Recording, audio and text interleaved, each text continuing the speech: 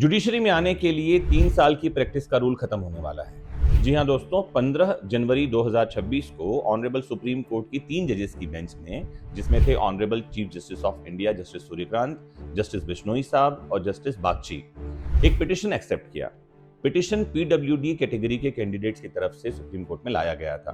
3 साल का रूल क्या है तो थोड़ा पीछे लेकर जाता हूं और आपको बता दूं कि सुप्रीम कोर्ट ने एक रूलिंग दी है कि एलएलबी ग्रेजुएट जो कैंडिडेट्स हैं वो सीधे ही जुडिशरी का फॉर्म भर के सिविल जज के एग्जाम में नहीं बैठ सकते।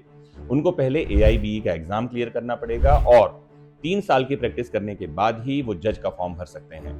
पीडब्ल्यूडी कैंडिडेट्स ने इस मुद्दे को सुप्रीम कोर्ट में उठाया और पिटिशन में कहा कि पीडब्ल्यूडी कैंडिडेट यानी कि वो लोग जो दिव्यांग कहे जाते हैं हिंदी में, जो स्पेशली एबल्ड कैटेगरी में आते हैं, उनको कोई भी जूनियरशिप में नहीं लेता। अगर कोई इनको जूनियरशिप में नहीं लेगा तो 3 साल की प्रैक्टिस कैसे होगी, और 3 साल की प्रैक्टिस नहीं होगी तो ये जज का फॉर्म कैसे भरेंगे? ये तो डिस्क्रिमिनेशन है। सुप्रीम कोर्ट ने इस पिटिशन को एक्सेप्ट किया और साथ में ये भी टिप्पणी की कि अगर पीडब्ल्यूडी कैंडिडेट्स को बिना 3 साल की प्रैक्टिस के सीधे ही एंट्री दे दी जाएगी तो ये बाकी जो कैंडिडेट्स हैं उनके साथ डिस्क्रिमिनेशन होगा। बीच का रास्ता निकालने के लिए, सुझाव के लिए सुप्रीम कोर्ट ने ये मैटर हाई कोर्ट्स को और एनएलआईयूज को भेजा है। नेशनल लॉ यूनिवर्सिटीज और हाई कोर्ट से सुझाव आएंगे और फाइनल डिसीजन 26 फरवरी 2026 को होगा।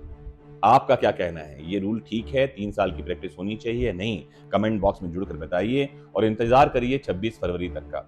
हम बताएंगे आपको कि सुप्रीम कोर्ट क्या कहना चाह रही है इस मुद्दे पर। जुड़े रहिए आपके अपने फेवरेट प्लेटफॉर्म विदेश शिक्षा से। नमस्कार, जय हिंद।